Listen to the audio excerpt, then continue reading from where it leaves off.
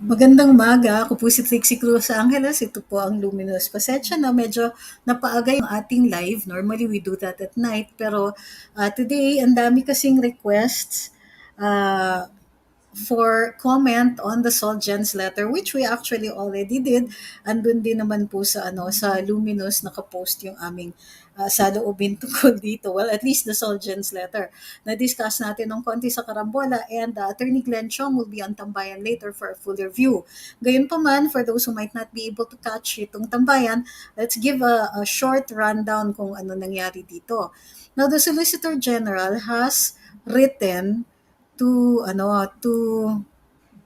the COMELEC. Ang sabi nila, i-rescind daw yung unconstitutional memorandum of agreement with news outfit Rappler on the 2022 elections. At ang sinasabi nila is that yung mga provisions on fact-checking, poll-related content production, and voter awareness promotions might be unconstitutional. So, sabi nila, may local media outfits including members of the press club. By the way, yung National Press Club, sumulat na rin po sa COMELEC questioning this. Sabi ng Solgen, sila po ang constitutionally qualified to undertake the role that is being given to Rappler. Tapos dito din sa sinasabi nila na given the background of Rappler with regard to, well, libel cases, tax cases, corporate personality, and uh, fact-checking record, medyo magkakaroon talaga tayo ng issue dito sa Rappler. So, the Solgen said, uh, they brought up the SEC, and that the Rappler does not have an existing corporate personality. Pero even assuming that they do have an existing corporate personality, uh, it is subject to foreign equity restrictions in the Constitution. So the MOA contravenes this constitutional limitation and the proscription against foreign participation. In other words, since under question pa yung constitution, or who actually owns Rappler, at binabawal ang mass media to foreign corporations based on the constitution na Filipinos only ang pwede sa media, the fact that Rappler is being given a role dito sa dissemination of information by the COMELEC and partnering as its media arm makes it possibly unconstitutional. Sabi ni Solgen, the MOA's provisions are also problematic for encroaching on the COMELEC's power and rights. Under the MOA, the COMELEC's power to decide on all questions affecting elections is essentially being co-shared. So they're saying is that Rappler is also being given a decision. Which is not allowed by the Constitution kasi parang undue delegation ng COMELEC yan. Now, what is undue delegation? Undue delegation means that what power has been granted to you by Congress, you cannot, unless it's specifically stated, grant to a third party. So, yes, may constitutional issue yan. The MOA even lacks a set of qualifications for the persons who will comprise MOVE PH to ensure that these persons are impartial and non-partisan. Yung MOVE PH, yun daw yung civic engagement arm nila ng COMELEC. Certain intellectual property rights now are being granted to Rappler as the MOA authorized Rappler to produce a bi-monthly primetime show for election-related information and co-produce the Radio COMELEC podcast. So, now, normally, pag government ang gumawa niyan, wala po yung copyright. However, pag dinelegate mo to a private entity, kailangan meron kayong separate na kasunduan with regard to who owns the intellectual property of that of the work that has been produced. The MOA daw also empowered Rappler to alert the COMELEC on any election-related claims in social media. So ito yung fact-checking. This presupposes that Rappler will determine what is deemed false, misleading, and harmful. And this sobrang, excuse me, 1,000% agree with the SolGen. Curiously, there's nothing in the MOA that states that the COMELEC shall first vet and review the information about a candidate that Rappler will post in the microsite. This grants Rappler an unbridled discretion on what information it may post regarding a candidate. Rappler is also given access to confidential data of registered voters, considering that COMELEC will share personal data with Rappler. Data sharing agreement should have been executed under the National Privacy Commission Circular. Rappler's previous history of disseminating unverified and sometimes false claims also registers. Ito na nga yung libel cases, and then local media outfits are more than qualified and should have also been given an opportunity. The OSG urges the COMELEC to rescind the MOA within 5 days. Otherwise, the OSG, as people's lawyer, may have to file the necessary case in court. So, in effect, what the SolGen here is doing is they're yan, they gave what is essentially a demand letter to COMELEC. So, sinasabi ng SolGen, COMELEC, rescind nyo yan. Kasi may constitutional issues ang partnership ninyo with Rappler. If you do not do so within 5 days, they will have to file a suit. Ano yung suit na yan? Well, it could possibly be a co-warranto, which will question the power of the COMELEC to do that. So by what mandate do you do you delegate this or co-warrant? By what they can also ask for a temporary restraining order saying that there is a clear right on the part of the people to prevent this from happening. So now, I want a little objectivity here. Yung mga tao who are angry already at Rappler, we need to step back a little. Not saying Rappler is correct, far from it. Pero yung mga, I don't understand why COMELEC is doing this and so on. Now, COMELEC's defense will be this. Ginawa na nila in 2013, possibly 2016, and 2019. Meron na silang ganito at hindi sila inangalan, walang nagreklamo. Ang sinasabi nila, this is just one of those things that we had already been doing and we're doing it again. Ngayon, kayo nagre-reklamo. So you remember what I said about yung mga Marcos cases na may mga nag-argue na bakit ngayon lang yan ni-raise. Well, that's what COMELEC is also going to say. Bakit ngayon yun lang ni-raise? Because in 2013, 2016, and 2019, ginagawa na namin yan.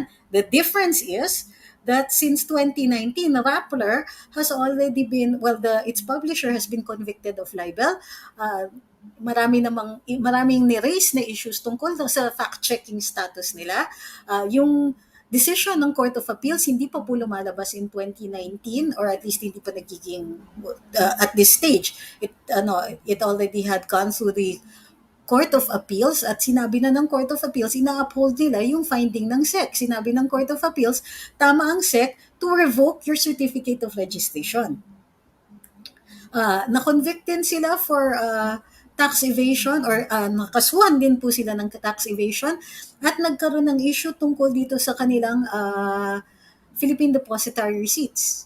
So, yung PDRs nila, have been questioned by the Solicitor General at sinasabi na this should be void kasi nga bawal pagka mass media ang foreign owned. Remember yung mga yung ibang mga tao dyan na nagsasabi open up our economy to foreign direct investments. Well, the Constitution doesn't allow foreign direct investments with regard to media entities. You cannot be a foreign company even 10% owned. You cannot be foreign in a mass media outfit for obvious reasons. Maapektuhan kapag ganito, questionable yung kanilang ownership, yung nationality ng kanilang ownership. So you can have foreign entities sneaking into Philippine affairs through a media partnership such as this.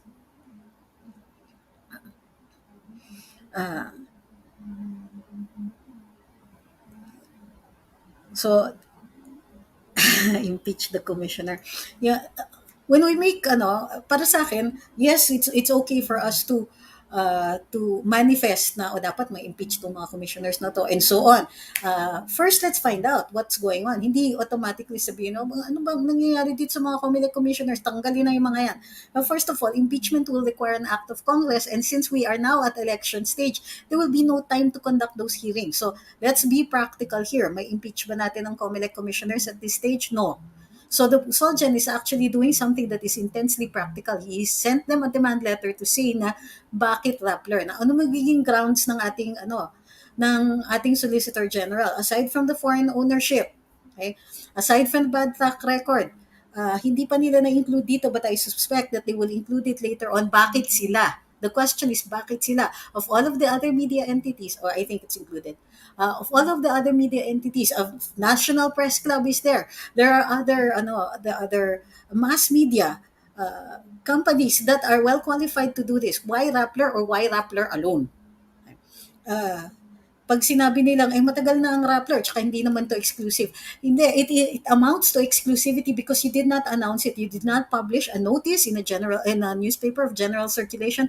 You did not announce it. You only announced it magmo-MOA signing na kayo, COMELEC.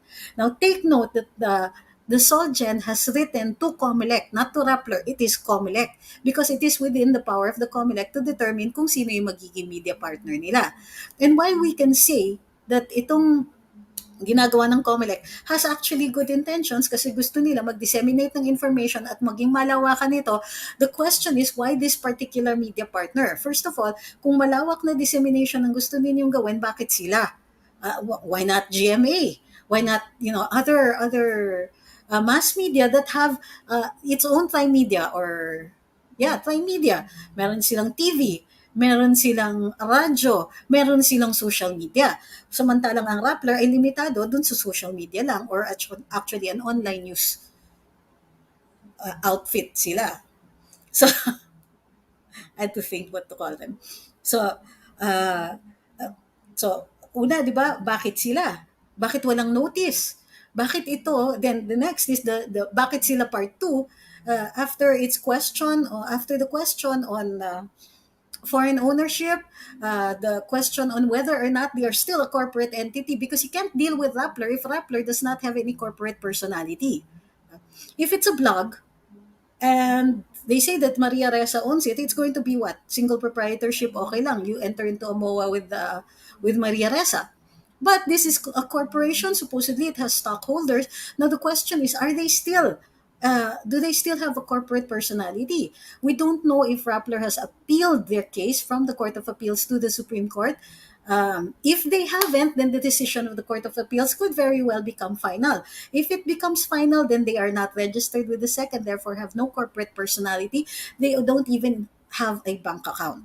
So if you were giving out a media partnership benefit to a media corporation, you're going to have to expect that at least that media corporation has a personality to enter into that agreement. Otherwise, it's a blog. You go to the blog owner. That blog owner cannot be a corporation because it has no certificate of registration. It has to be so by an individual. And that individual will be the one who will suffer all the cases. And if there's any damage, they will have to pay and so on. Okay. Ano pa yung sinasabi ni SolGen? Oops. Ito. The access to confidential data. Well, the precinct finder, given na yun. Ano yung iba? Possibly number of voters. I don't know if they're being given voters lists, but given the general agreement between Rappler and COMELEC, it's possible that they will have access to information that should be closely monitored by the National Privacy Commission. If the National Privacy Commission has not been given a heads up on this one, where there is a possibility of access to confidential information, well, then this can be dissolved. Ngayon, syempre, given the arguments of the SolGen, sumagot ngayon ang Rappler. I haven't seen their complete statement but I've seen their article at ang sinasabi nila, ang pag-disseminate nila ng news about this one, they could not even be objective. Kaagad may killing. Marcos and Calida in sync anew, this time versus Rappler and Rappler's COMELEC deal. In other words, they're already blaming Calida for being partial supposedly to BBM. At ang ebidensya daw nila, bakit daw yung statement ng spokesman ni BBM at saka yung statement ni SolGen Calida ay magkahawig or halos kapareho. In sync, sinasabi ng Rappler. Which I don't think is an agreement. Ang sabi nila, they don't have naman daw access to personal or private information. Hindi pala spokes. Campaign manager, that's attorney or former Mayor Benhar Abalos. Sabi nila, Calida is wrong as the SEC in 2018 said, Rappler can run its business as usual until its order becomes final and executory. At sinasabi nila, pending pa daw sa Court of Appeals. It's pending because they filed either a motion for reconsideration or they're appealing it to the Supreme Court. Kasi I understand, may decision na ang Court of Appeals pero it's possible that they have filed an MR. So, it's still pending. So, ang kinakapitan nila is yung pending nature ng kaso na nasa Court of Appeals.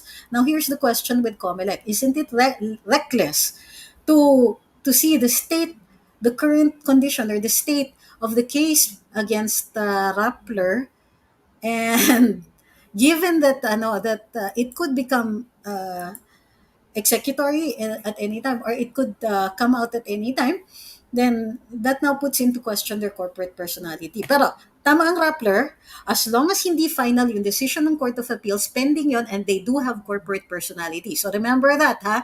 Habang hindi pa nagiging final yung decision ng Court of Appeals, for instance, they have appealed it, they filed a motion for reconsideration, there is a condition that has to be fulfilled before it becomes final, and so on. Then right now, Rappler still has a corporate personality, and that is correct.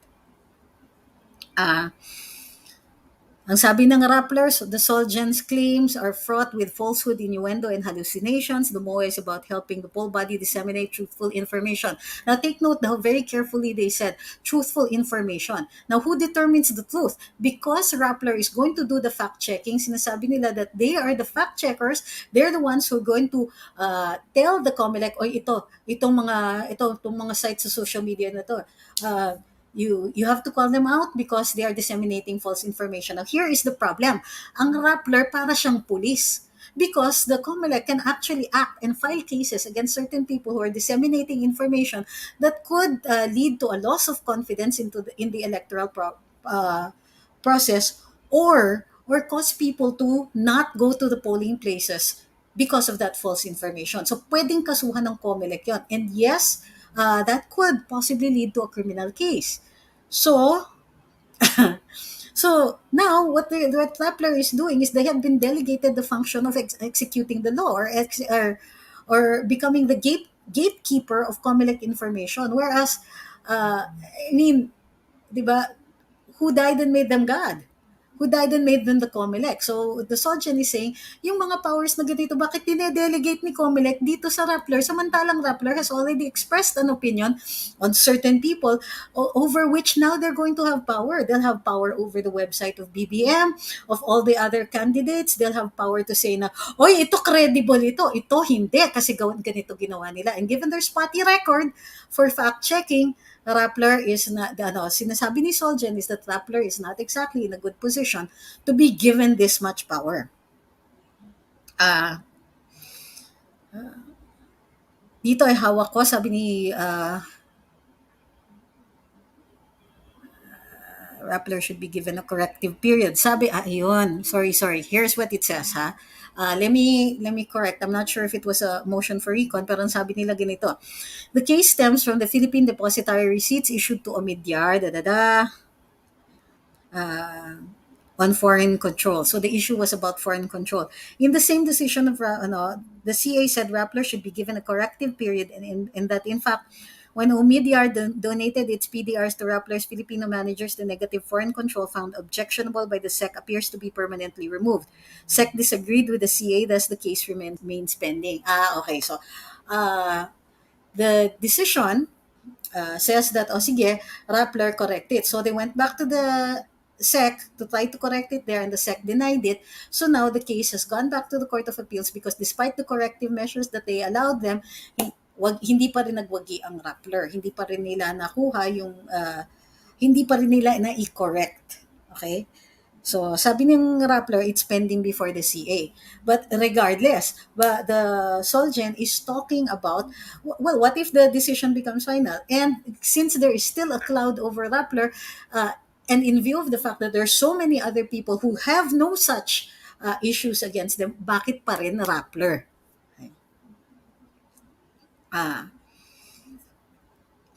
Okay, we talked about the fact-checking, and ayun, inulit-ulit nila na yun nga, Marcos and Calida, bakit coincidentally pareho kayo ng opinion? Okay. Let's look at your questions. Sabi ni Erickson Kwok, the problem with Rapplers is that they are generally biased, and that gives them essentially conflict of interest, which is why they are questionable. I agree.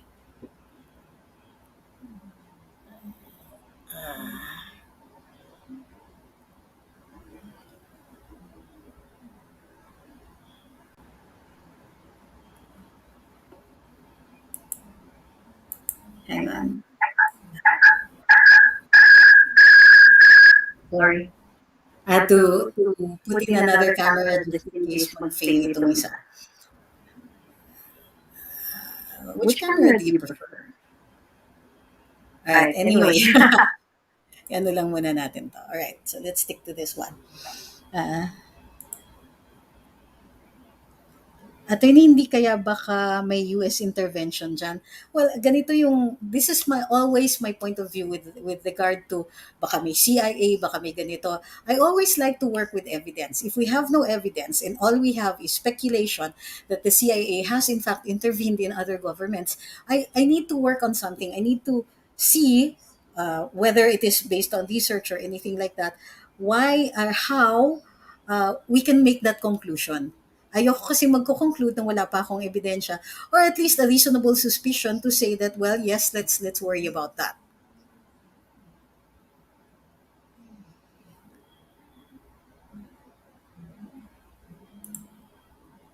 Given na maraming kalaban sa SOCMED, okay, given na maraming kalaban sa SOCMED itong Rappler, baka lahat ay sabihin sa COMELEC na lahat sila hindi mapagkatiwalaan dahil bias nga sila. Well, okay. First of all, bias is your conclusion. So when we're talking about a case, then it is up to the SolGen to prove it. Now he has a lot of evidence. That's what I can say right now. Is that the SolGen actually has evidence to back up his claims. Of course, the existing case before the Court of Appeals at ano pa ba? Well, yeah. And the fact that the SEC gives them a presumption. Hindi na nga nag-agree ang SEC. Tinanggalan na nga sila ng corporate personality.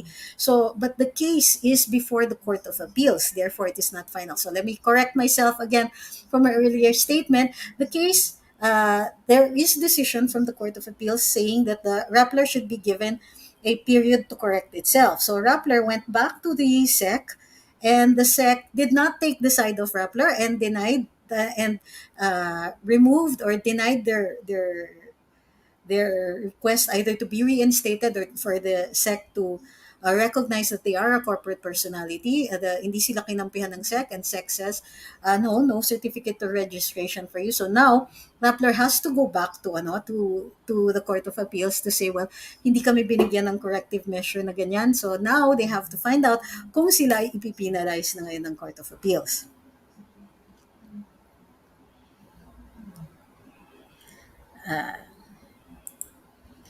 PRRD1 said Rappler is CIA funded. The president has all the information. He simply knows. Yes, but that's not something that you can take to court. Remember that the reason the Solicitor General is sending a demand letter is because they are going to file a case. So, okay, you can say that. You can speculate on all of that. But I refuse to do so because what we're talking about is a potential case, which they will not be allowed to present that as evidence. Well, the president said so and so. And that would be hearsay. Because we cannot even put the president on the stand to testify on this. He's not allowed to do that. Or at least he probably will not allow himself to be subpoenaed by the court. So, is this something that you can take to the bank? No. It does have persuasive value. Siguro for purposes of social media interaction, but how much are you willing to bet that you could also be fact checked for saying that?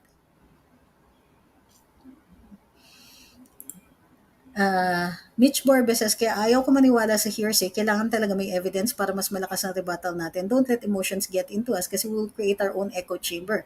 In cases like this, we need legal opinions. Okay, yes. So there is reason for us to believe, reasonable suspicion. Kumbaga, where does Rappler get its funding? It's from the National Endowment Fund for Democracy. Now, this one we can actually say is correct because the National Endowment Fund for Democracy doesn't hide the fact that they are an implementing arm of the Central Intelligence Agency of the United States. It's right there on the link and in their own website. So they do admit that they do make projects for the CIA. Are we saying that the CIA is directly involved in elections? No, we can't say that. We can say that they have some involvement due to the fact that they had received a grant from the NED, that there is some involvement of the CIA with Rappler, but it doesn't necessarily prove that they are directly intervening in our elections.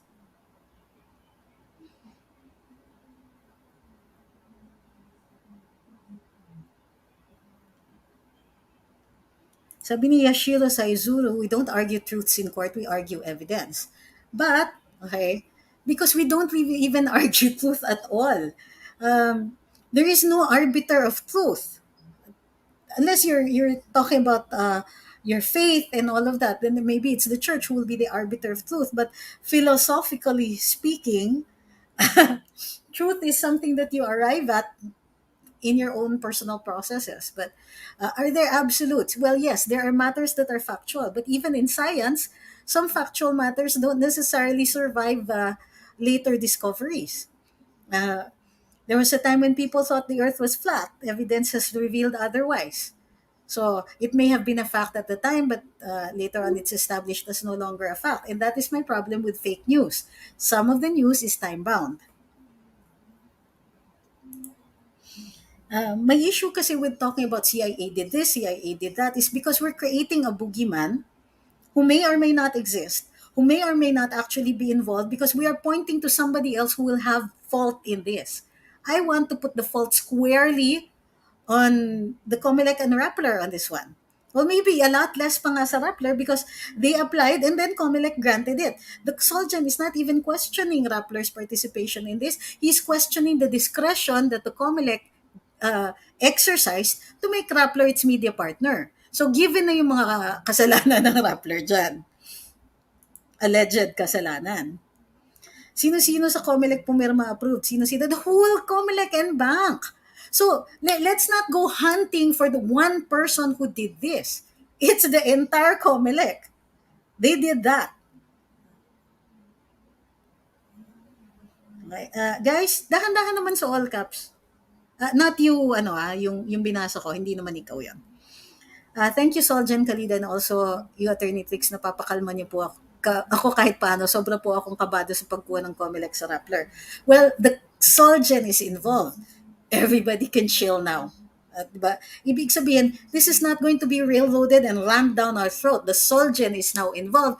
And if the COMELEC doesn't rescind their memorandum of understanding, so far, understanding pa lang, ha? That's not actually, we have to check. Ano bang ibig sabihin? Bakit memorandum of understanding ang ginagawa nila dito? Now, normally, a memorandum of understanding is another thing. No?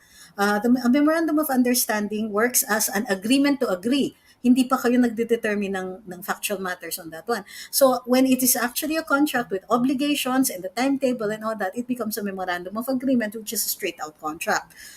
I don't know why they're calling it a memorandum of understanding. At least yun yung ni-report ni Boss Conrad kanina. Let me double check that later on. Can a signature campaign stop Rappler from being a partner of COMELEC? What the signature campaign does is it manifests the sense of the people. So if there's a lot of people who will, it creates public pressure. So just as with any policy matter or any matter that the government enters into, it has exactly the same effect on anything that we speak strongly against. Now, the problem is the COMELEC are not elected officials and therefore not that sensitive to public opinion. So let's see. They might be sensitive to the Solicitor General because they know that they will be facing court. Ruben Malibago says, thanks for this great update. Do you think there's still time to stop the agreement between COMELEC? The agreement exists already. Nagpirmahan na po sila. So let's not delude ourselves into thinking there's no agreement yet and the SolGen is trying to stop it. The SolGen has come in after. Because of course they have to see kasi if they came in before, premature yon. Ngayon na nagpirmahan na sila, the SolGen is saying, wait, this is possibly unconstitutional. Stop that or we will be compelled to take you to court. That's what the demand letter says. Mga appointed po ni PRRD ang mga nakaupo sa COMELEC. Why did they allow their institution to have a partnership with Rappler? Given the fact that Rappler has been very rabid against President Duterte.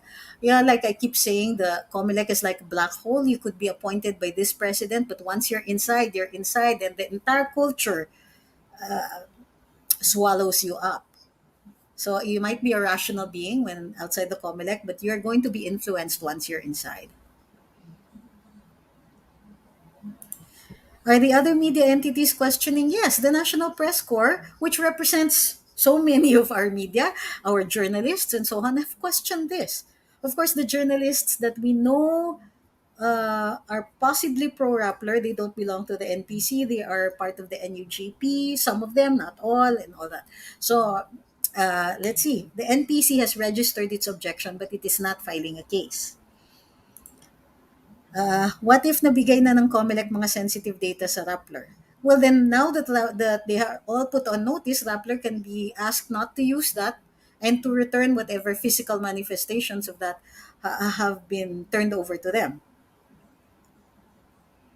Kaya nga, what if naibigay na, well, yun na nga eh.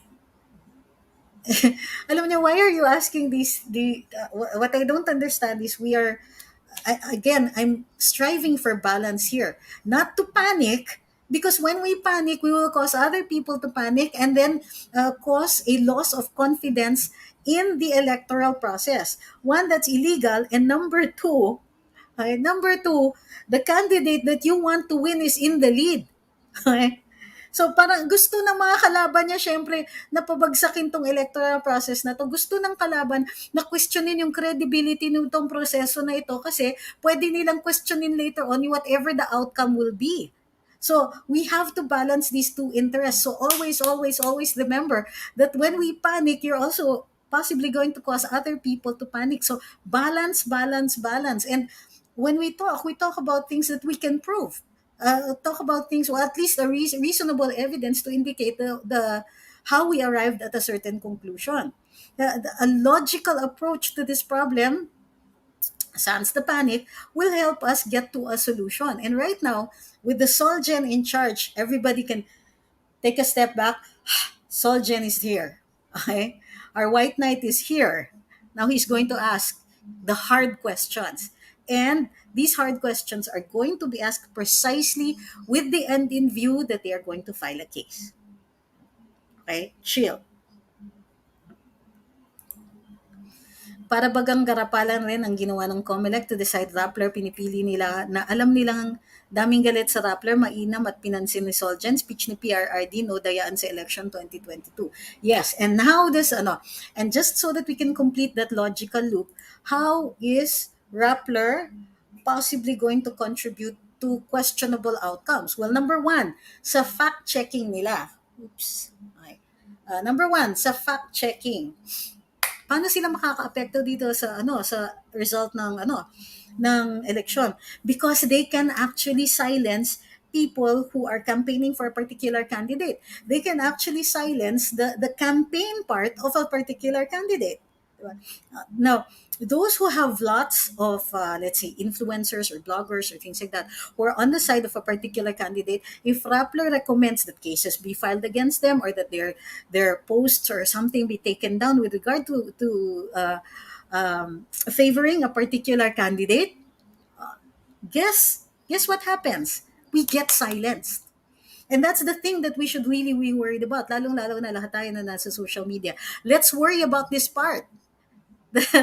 Why is the COMELEC giving the power to fact check not just the candidates but other people who are going to be posting election related information? Bakit suddenly they're so powerful? A fact checker na nga sila sa Facebook.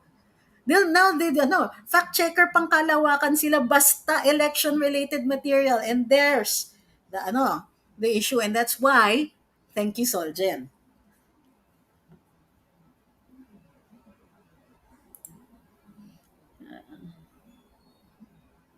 Sabi ni Vanessa Magsaysay, it's not a dead end, wag nega. Okay? This is something that we always have to remember. The surveys are consistent all around. The Uniteam is leading. Now, if you're pro-Uniteam, you do not want anybody to cast aspersions, to make the electoral process look not credible, because that's precisely the electoral process that will get this candidate elected. If we question it and you bibigyan natin ng bala yung kabilang parlor, guess sinong talo dyan? Sabi ni Fe Leonardo Luzon, we might leave it to SolGen. I trust his intelligence well, yeah, of course. But not only that, let's support the SolGen. Kasi he is doing exactly what we need to be done, to question the COMELEC. As the tribune of the people, the SolGen has to be, even as against government agencies. And that's what they were saying. For the people, they're going to go to court. Now, the Solicitor General has two roles. One is to defend the state, defend government. So, When an RTC judge makes a decision and it is appealed by one of the parties, the SolGen will defend that decision. When a case is filed against a government agency, then the SolGen will defend that government agency, except in criminal cases, and usually in the appeals court. Uh, but second, it acts as the tribune of the people. And what is a tribune? The tribune of the people. It means that even sometimes when it is government that makes the mistake, the SolGen can take the side of the people, especially kung ang madidihado taong bayan. So, excuse me. So, the Solicitor General is now going to be acting on behalf of the people and will therefore be exercising its function as the tribune of the people. So, remember that. So, we can all calm down. We continue campaigning and continue campaigning without the worry that that there is some media entity that might skew things against us. The Solgen has now taken cognizance of the case, and therefore it is we can go back to the business of making the candidates win through legitimate means. We're talking about honest campaigning methods, and even the mere posting on your sites, on your saying that you're for this and that candidate, that's freedom of speech. You can do that.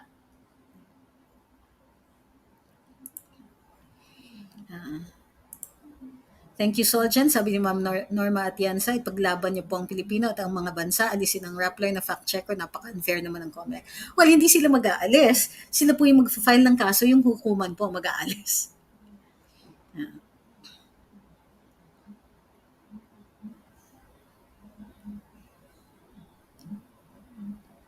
This is something that we shouldn't be saying. Sinasabi ni Ma'am Kabiko,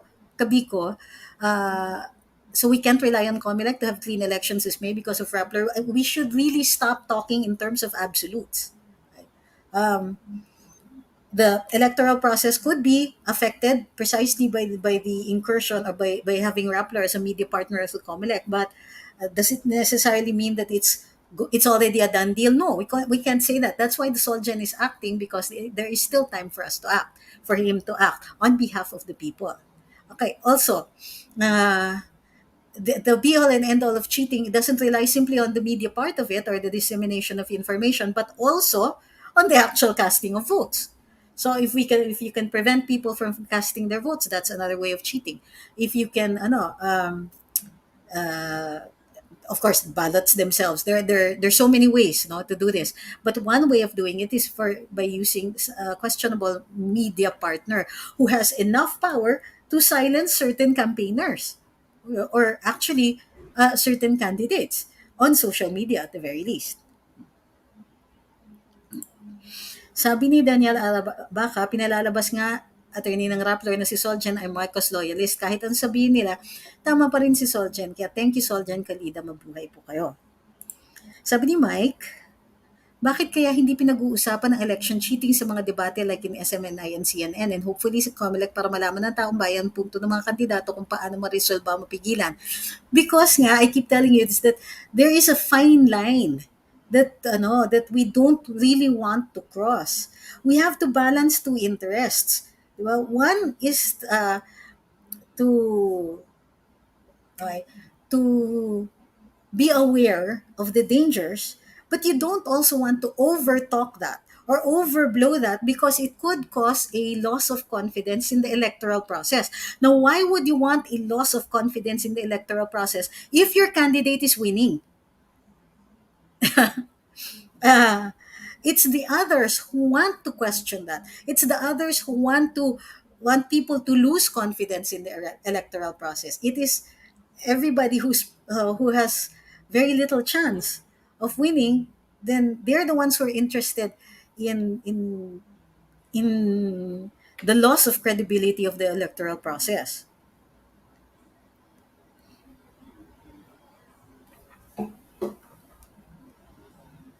Okay, again, in talking in absolutes, Jackie Dino says, hanggang wala tayong matinong legislators, di mapapalitan yan o marereform ang COMELEC. While it is true that a lot of our legislators, oh my gosh, okay, it doesn't mean that there's nothing that can be done. And this is something that I always tell people.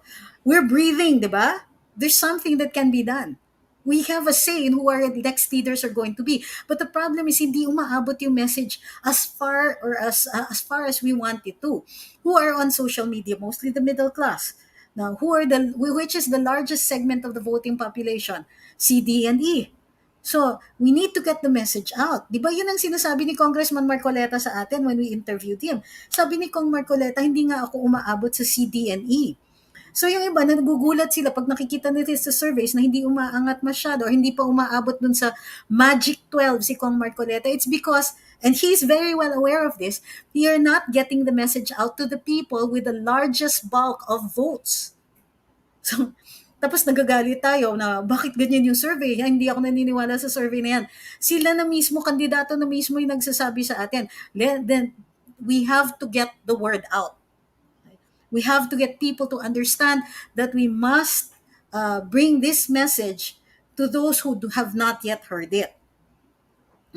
So, at saka we have to stop saying na until this happens, then walang pagbabago, walang ano. No, that's not true.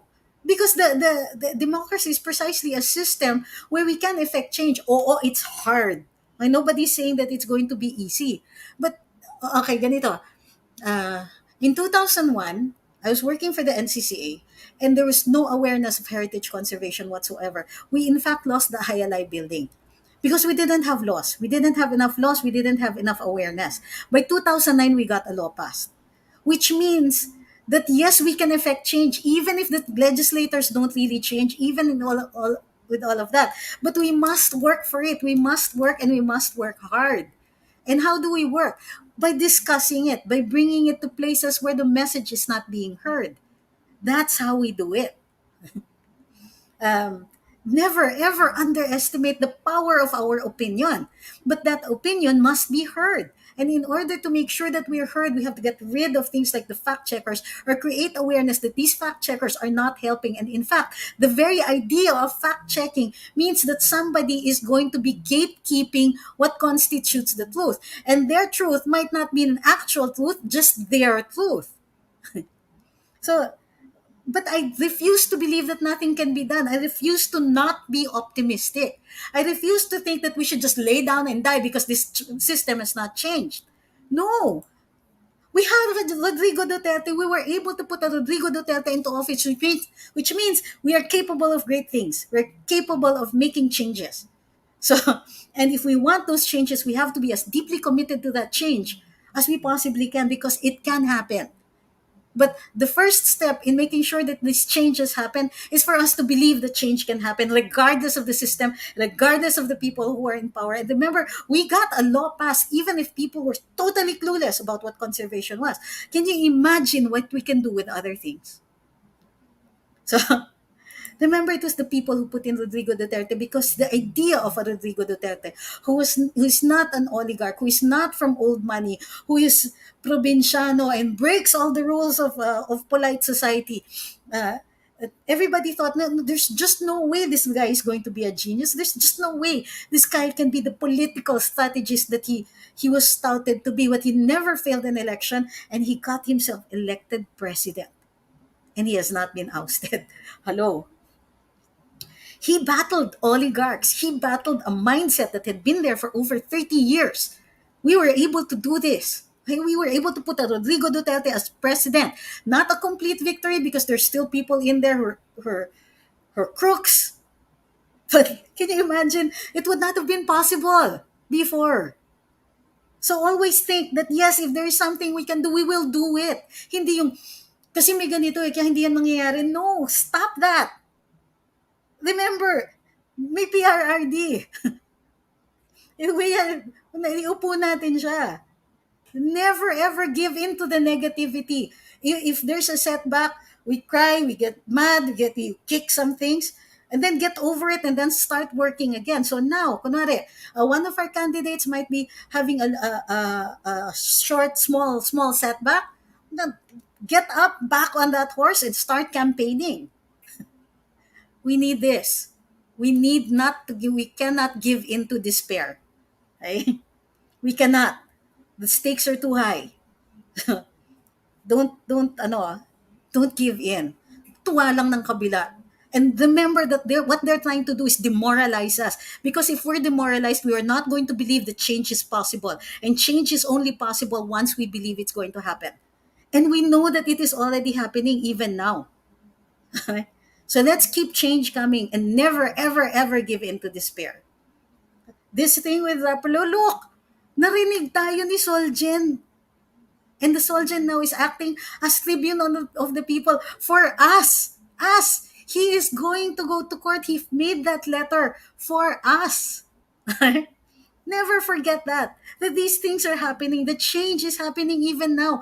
Do you honestly think that under an old administration, the SolGen would even bother to listen to us? There. Only this time. And we must keep this kind of atmosphere where change is possible. So we have to bring this into the next administration. Okay.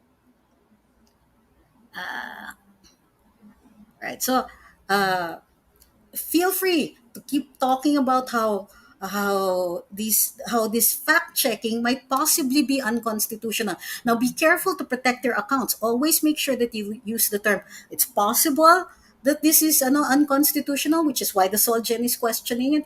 It is possible that this is something that could happen, and then indicate that this is an opinion. Be careful because they are fact checkers. This is one of those things that are depriving us of the fullness of our freedom of expression, but keep exercising it. We should not allow them to silence us because that's the biggest thing that we have. We have a voice. So don't waste that. Keep going, but also be careful. We don't want to hand a victory over to the opponent. Be careful with your account. Protect your account. This is your voice. Sabi ni Ma'am Jackie, that's why dapat tulungan natin yung nakikita nating tutulong sa pagre-reforma ng sistema tulad ng pagsuporta natin para manalo noon si PRRD. Agree on so many levels. Okay? But the capacity to be able to effect that change must have several aspects. One, the capability to do this. Is this person smart enough? Is he equipped? Does he have certain skills that should land him in the unit team president and vice president? No question na. So we will always ask ourselves this question: are they equipped to be able to carry out the needed changes, especially yung mga changes dito in the legislatures or congressmen and senators? We have to question that. May capability ba? May special skills ba sila? Can they win these elections? We have to take all of these into consideration, be objective, make sure we go. And then once we've decided, okay, these people, they have the capability, they have the skill set, they have all of this, let's go out there and make them win. We can do it. We're not yet, hindi pa tayo sanay dun sa pag-exercise natin ng power natin, but yes, we can do this. We can do this. We can get rid of the trapos. The ones who have absolutely no or a waste of carbon and oxygen. So, but yes, we can do it. I know we can do this. Okay? Let's just keep going. We can do this. Alright? Magtatambayan ako in about 10 minutes. So maraming salamat sa pagsubaybay dito sa Luminous. Thank you very, very much, everybody. And I apologize for not having read too many of your comments. At saka, please don't think na pinapagalitan ko kayo. I sometimes get a little passionate about my answer. Please never think na pinapagalitan ko kayo. Hindi ko ginagawa po yun. Ano lang talaga yung mga tipong reactive lang, di nakapag-isip ng na huminahon. Thank you very much. Okay, for those who have religion, who have faith and all that, prayer will always help. Right? I don't care what your belief is. I don't care if you don't have any belief, but prayer always helps. So if you do still pray, please. And if you don't, a good dose of positive energy that we can do this every morning. Just say, yeah, guys, we're going to be able to do this. I'm sure of it. Let's get our team into the winner's circle. Okay? See you later on Tambayan. Maraming salamat. Pasensya na konti lang, But on Tambayan, if you're there, I'm going to, Attorney Glenn and I will be answering as many questions as we possibly can. So, see you later, 12 o'clock sa DWIZ.